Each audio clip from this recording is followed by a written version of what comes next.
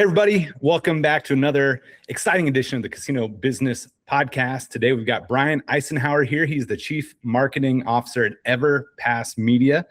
Bryan, thanks for being on. Craig, thanks for having me. I appreciate you having us on, talk a little bit about the business and streaming sports and casinos. Bryan, how did you get into EverPass? This seems like such an interesting niche. What's your background? How do you come to do what you're doing now? Yeah, this is my first foray into sports media. I've always been in sports. For a long time, I was in the sports agency side of the business, and on that side, the partners that started the business were former DirecTV clients of mine when I had my sports marketing agency, and those Alex Kaplan, who is our CEO, and Derek Chang, who is the chairman of our board and is the CEO of Liberty Media now. So Liberty is they're the rights holders for F1. They started the company, and when they were talking about what is next and what they are doing, I was along for the ride with them and completely bought in, because I've always believed in the power of sports to drive economic value. And being a fan of sports, and being a fan, as you know, we talked about in some of the earlier questions, like being around with other people, whether that's in a stadium or in a bar, like I believe in it. And I also believe, like, we have all been at a bar where we ask, hey, can you put X game on? And someone grabs the remote, and you're like going through CSI and Monk and Law and Order, and like, I don't know where it is. Like, the experience is broken. So the thought of like building something purpose built that can be fun and cool, and like get that game on quick and get the bartender back to like slinging drinks and putting food back in front of you, and doing what, you know, their job description said they should be doing. Like, that was really compelling for me. So I got started from day one with them, and have been running at this since, and have been, you know, so excited to build this product out. And, you know, the things that we have on the roadmap when we're focused just on business, I'm really excited about. And when you said you came from the sports agency side, I mean, are you talking like Jerry Maguire type stuff, like representing athletes, or what is that? I was representing brands, but yeah, I was like, I represented, you know, brands in the world. So when they sponsored leagues or teams or athletes, I helped them negotiate the deal and develop the marketing campaigns around it, and what they should do with those assets. Oh, how fun. Yeah. That's super cool. So then you built the relationship with the folks that started EverPass.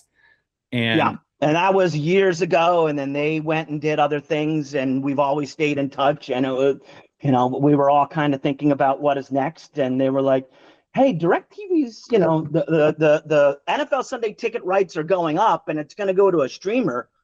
What are they doing with the commercial side of it? It's like, let's talk to the NFL, because we all had relationships with the NFL from, you know, previous experiences, and we thought this was a good idea, and we still do. Now, with something like that, do you need big money behind you? I mean, is it, if you don't mind me asking, is it something where it's like, you better get a bunch of investors, because the NFL is like, hey, we need guarantees that it's this much. So you have to line all that up. We have an unbelievable investor called Redbird Capital. They're a private equity company that is big in the sports world.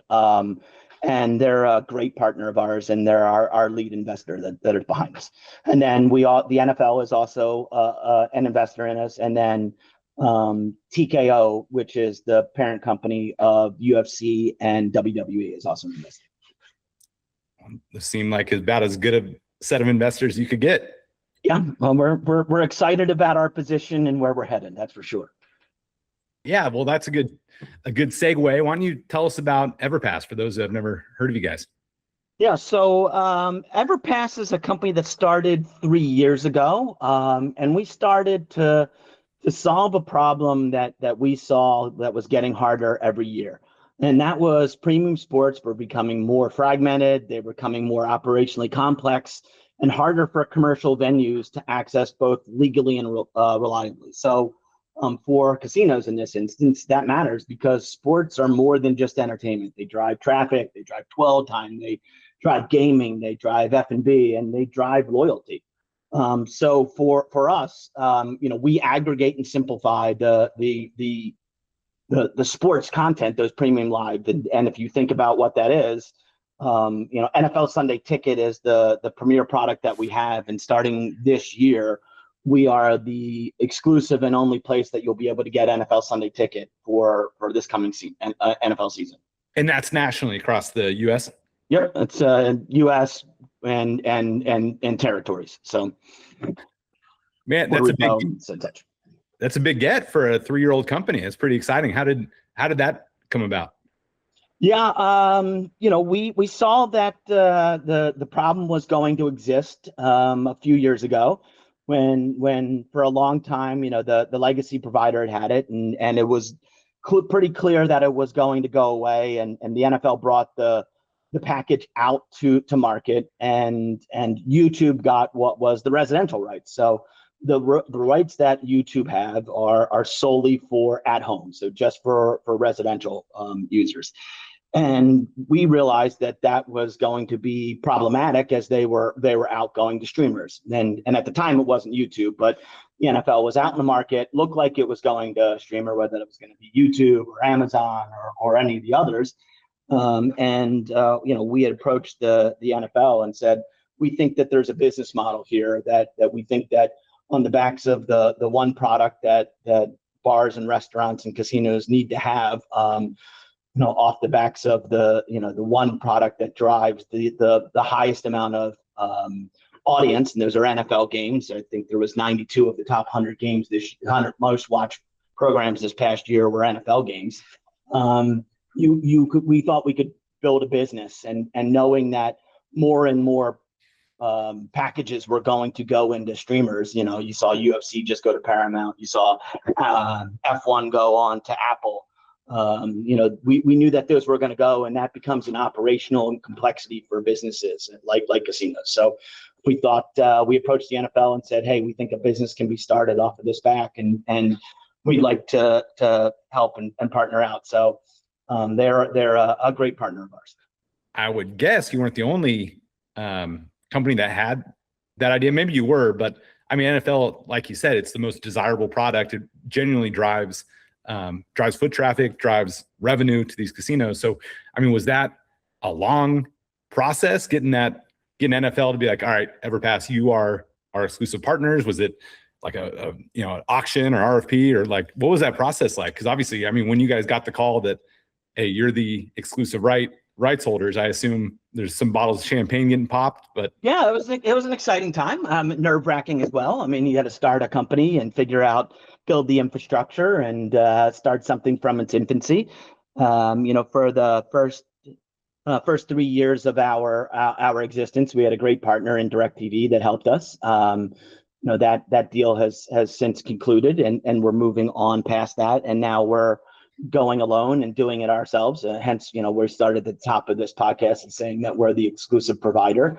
In the beginning, it was, like any rights deal, there is the ability for those in the open market to go out and bid on what they were. And we think that the combination of what we were putting in front of the NFL, of what we thought our vision of what a purpose-built platform for a commercial environment to roll up these streaming platforms as they come, and how fragmented it was. They bought the vision that we had, and we're grateful for that. Nice. Okay, so now you've won the deal, and you've got exclusive rights. So every casino is it every business, like sports bars? Every business, sports, every commercial establishment, bars, restaurants, hotels, casinos. Yep. Okay, they come through EverPass, and then for the pricing model, I would assume a sports bar that's got can fit 50 people inside is paying a different rate than the MGM Grand or whatever. So how, if you can, how does that work commercially for anybody listening to this? How do they how does the pricing model? Yeah, that's correct. It's based on fire code occupancy. So it is, the amount of people that you can come, that can your establishment can handle. So there's a sliding scale that starts at I believe 50 is indeed the lowest, as you'd said, and it goes up for those large sports books, at the highest. So there's a sliding scale of what that is, and it's priced accordingly. Got it. And do casinos, they sign a multi-year deal with you, or is it kind of season by season? Because it is season by season, but there are like most things, if you're a large national platform with multiple establishments, you go through our enterprise account team, and you start talking about what that can look like, and then you've got, whether that is sports books, you've got the hotel rooms, you've got the restaurants, you've got the pits. So you start adding all of those up, and there's economies of scale to go with that. Cool. Now, I know personally, I think anybody that has been a Sunday Ticket subscriber like me, I do the math. I'm in the Dallas market. Niners are my team. Is it worth it this year? And Niners going to be good. How many games are going to be national? With a commercial venue, obviously it's a different set of things they look at. Like you said, it drives traffic and drives food and beverage purchases, things like that. So is that something that you and your team help casinos walk through the ROI, or either way, like how should they be thinking about, making a big purchase like this? Yeah. We tend to think about it, and I think that all businesses and casinos especially, is the mistake is thinking about it as a utility, right? It's just like turn it on and it works, and that's all you need to be doing. Instead, you really need to be thinking about it as a revenue platform, right? The right question is not what does it cost? It's what behavior does it drive, and what is that behavior worth, right? So if I think about it from a casino standpoint, ROI should be measured across, in my mind, is it incremental visitation? Is it longer dwell time? Is it cross-property spend? Is it player acquisition and loyalty? Because to me, sports is one of the few things that can influence, all 4 or 5 of those things.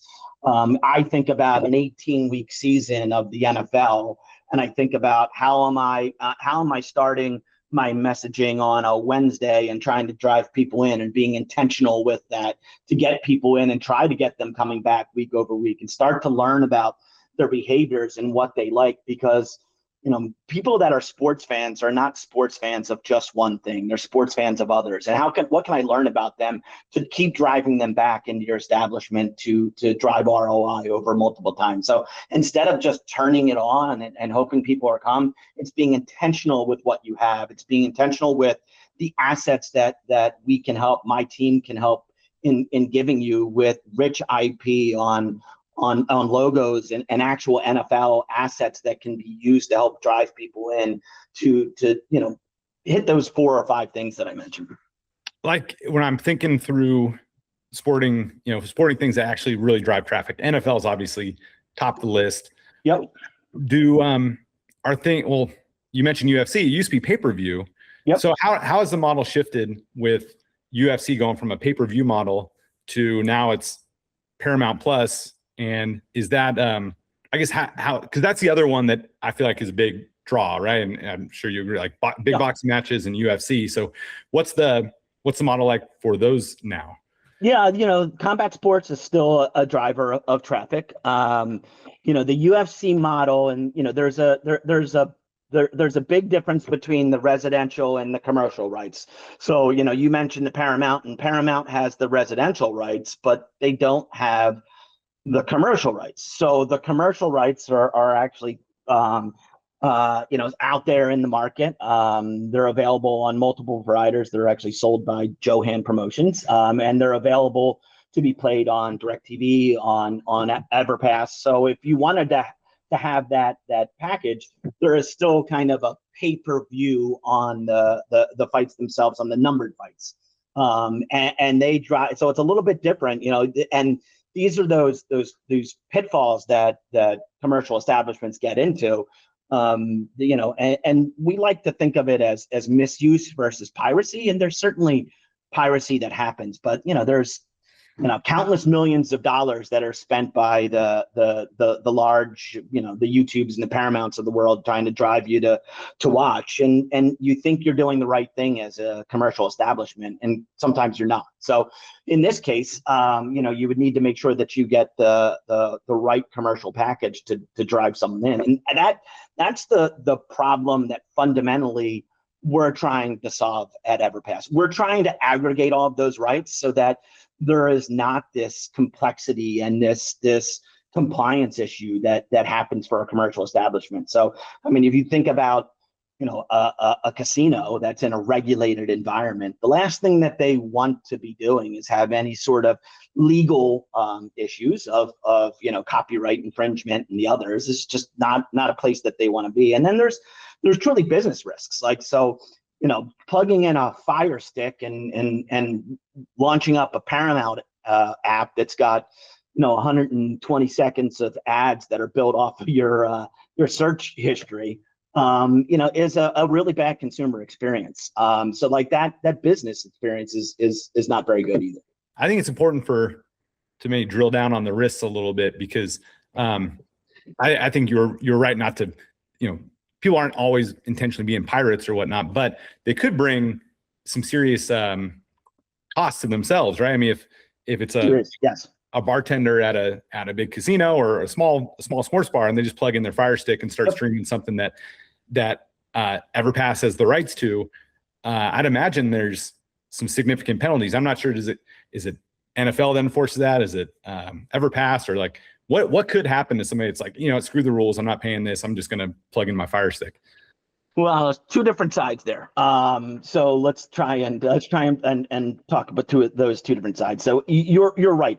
In the most cases, it's misuse, and we as EverPass, when they are our rights, and we do have those exclusivities, that is the way that we approach all of the conversations in a first case is, perhaps you didn't know, and let's make this right. And making it right is, you need to pay the fee that you would have had. There's no penalties associated with it. This is what you should have paid. Because we want to be partners. Like we want long-term customers that are here for the long haul. Everyone could make a lot more money by going out, and the fines are significant. Everyone can Google and see what those numbers are. $25,000 and up. That is not the place that want to be. The second part of what you said, Craig, where it's like, well, screw it, I'm just going to plug it in. Well, that's a bit of a different story. That is someone that is willfully saying, I want to try and skirt the laws, and I don't want to have to pay what is right. And we, as the rights holder, we need to protect those that are doing it the right way and are paying. And that's not fair to the person that is across the street or across town who is doing it the right way. What I would say is there is, as the rights fees go up here for sports rights, and as technology is rolled out and things get easier, more and more leagues, more and more broadcasters, more and more rights holders, this is boiling to the top of an importance for them, and it's becoming easier to find out and easier to enforce. We would hope that it would not come down to that, and whose job it is. Those are it's a really complex, comes down to what is in the contract on who has the rights on what. So let's say you're a casino CMO that has invested in getting the NFL rights. And what are some things, do you have any tips or things that they shouldn't do to make sure they're maximizing their investment and make sure they're driving all the foot traffic they can, all the revenue they can from an investment in, some of these sports rights? Yeah, if I had to boil it down, I'd say stop treating, if we're talking about the NFL, stop treating, each Sunday as a one-off event and start treating it as that reoccurring revenue product. I think about, what am I doing on Wednesday to think about driving in on Sunday? What am I doing to understand with my CRM and with my loyalty product on who's a fan of what team?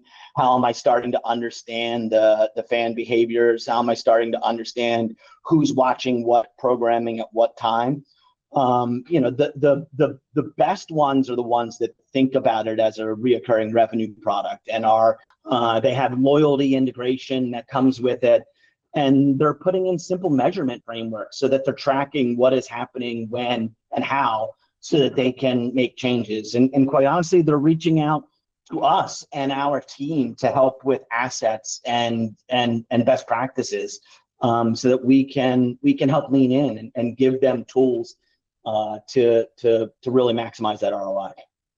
And when you mentioned like assets that you guys can provide, is that like graphics, like NFL Sunday Ticket, like cutouts, things like that? What are some of the assets you guys can provide? Yeah, I mean, it can be anywhere from digital assets for, name the social tool that you have, to posters and door pulls or coasters and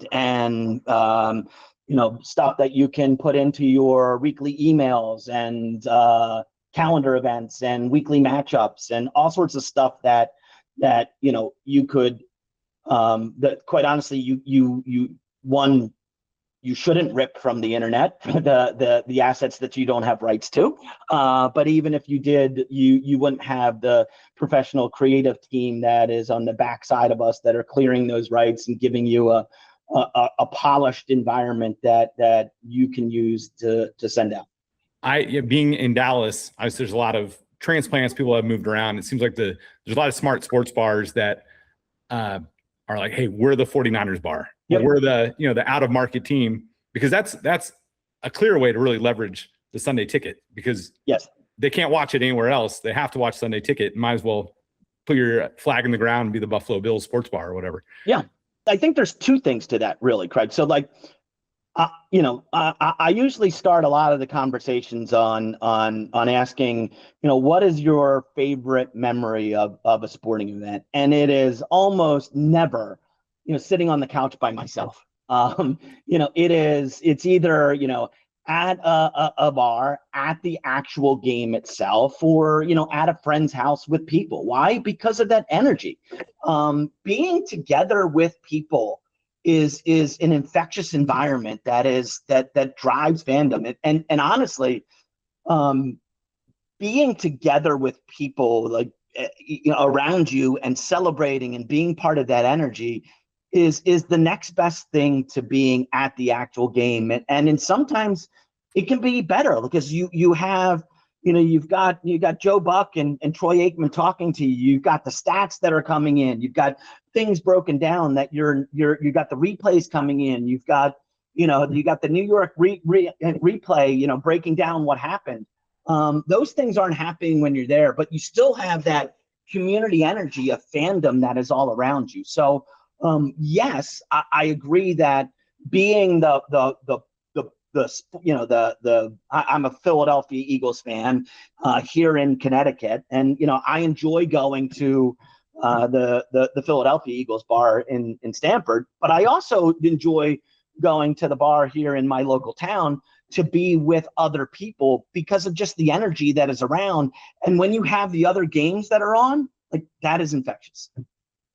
Yeah, I agree 100%. It reminds me of being younger, going to a comedy when it first comes out. And there's something about like being in a theater where everybody's laughing. It makes it so much more fun to watch a comedy. And same with sporting events. It's like so much greater when the touchdown happens, you're high-fiving 10 random people you've never met before. Yeah, I mean, think about the gold medal Olympic hockey game that was on Sunday at 8 a.m. Mm-hmm. There were bars opening up all over this country at 8 a.m. for people to get together. And in New York, the governor of New York suspended liquor laws so that bars could open and what else other than sports can drive government to shut down on a Saturday and change something for a Sunday? That's what sports is. And that being together and getting people together for something that's not just football, it was ice hockey, for God's sakes. And I'm an ice hockey fan, but that is great. And I loved seeing the watch parties that NBC cut to on, across all those different sports, like that, going to and seeing those, like that is what fandom is, and that is what going out and seeing it in a bar is. Well, Bryan, I'm sure there's a lot of casino executives that are hearing this and they're like, we better hurry up and renew. Make sure we got our ducks in a row for the NFL season coming up, because it's going to be here faster than people know it. So how do they get a hold of their EverPass rep, or what should they do? Yeah, they should go to everpass.com. So that's EverPass. So .com, and there's forums and phone numbers there. I could fumble around and I'm 97% sure I have the phone number right, Craig. But if I gave it out and it was wrong, that would not be very good. So we can go to everpass.com. There's forum. There's a phone number. Reach out to the sales team. Adam Stillman is our lead sales guy on the casino side of the business. He's been with us since day one. He is unbelievable knowledgeable on the product. He will walk you through. He is a resource that the casino industry can lean on and help out and answer any question for as long as it's going to take. He will be a resource that will help them out. Awesome. Well, Bryan, hey, this is a ton of fun. I learned a lot, and I know people listening will say the same. So thank you very much, and good luck with the NFL season. Yeah, Craig, appreciate it. Thanks for having us on, and appreciate the chance to get the message out. So.